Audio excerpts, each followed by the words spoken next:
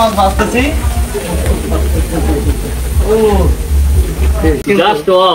সরিষার তেল দিচ্ছে নাজমুল সাকিব ভাই অলরেডি নিজেই। বাহ, অসাধারণ অসাধারণ। নাজমুল সাকিব ভাইয়ের সাথে আজকে চলে আসলাম কালীগঞ্জ ভেড়ুয়াতে। এখানে শুনছি মাছ একবারে বিল থেকে ধরে, বিলে যে মাছগুলো আছে আপনার কই মাছ, সরপুঁটি, গুত্তু মাছ, বাইন মাছ, পুঁটি মাছ, চিংড়ি মাছ, এই মাছগুলো কিন্তু আমরা খাওয়ার জন্যই অনেক কষ্ট করে ৩-৪ ঘন্টা লাগিয়ে কালীগঞ্জের জায়গায় আসলাম। তো আমাদের সাথে আছে নাজমুল সাকিব এবং আবু সাইদ ভাই।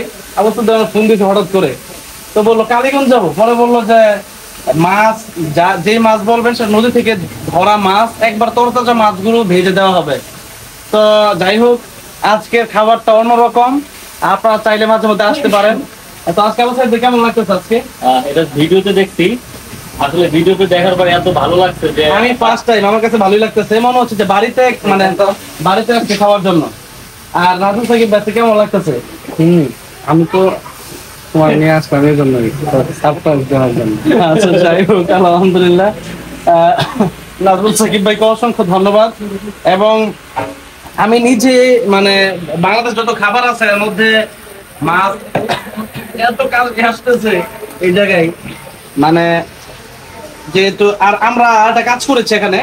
আমরা যখন এসেছিলাম নাজমুল সাকিব ভাই খুব ভালো একটা বুদ্ধি দিয়েছিল যে আমরা সরিষার তেল নিয়ে নিই। 2 বোতল সরিষার তেল আমরা নিয়ে এসেছি।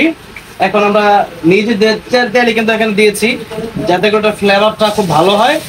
তো অলরেডি আমরা অনেকগুলো মাছ অর্ডার দিয়েছি। আবু সাইদ ভাই, আমরা কি কি মাছ অর্ডার দিয়েছি এখানে? আমরা মাছ অর্ডার দিচ্ছি চান্দা মাছ, তারপর চিংড়ি মাছ। চান্দা মাছ কেউ চিনি কিনা একটু জানাবেন। চান্দা মাছ আমরা কিন্তু চান্দা মাছ অর্ডার দিচ্ছি, ভাজা হচ্ছে। আচ্ছা, এরপর চিংড়ি মাছ, বাইন মাছ, তারপর পুঁটি মাছ, তারপরে আরেকটা কি কই মাছ, শিং মাছ। আমার কাছে কই মাছটা খুব প্রিয় আমার কাছে। এই দেখেন ভাজা হচ্ছে যে মাশাআল্লাহ অসাধারণ লাগতেছে। এবং সরিষার তেলের শিং মাছ। হ্যাঁ, শিং মাছ এগুলো না? শিং মাছ ডাইরেক্ট ভাজা কখনো খেয়েছি কিনা জানি না, এইভাবে তরকারি খেয়েছি।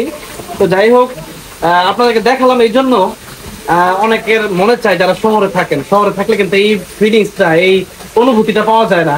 তা আপনারা কিন্তু কালীগঞ্জের জায়গায় এসে খেতে পারেন। গাজীপুর, কালীগঞ্জ,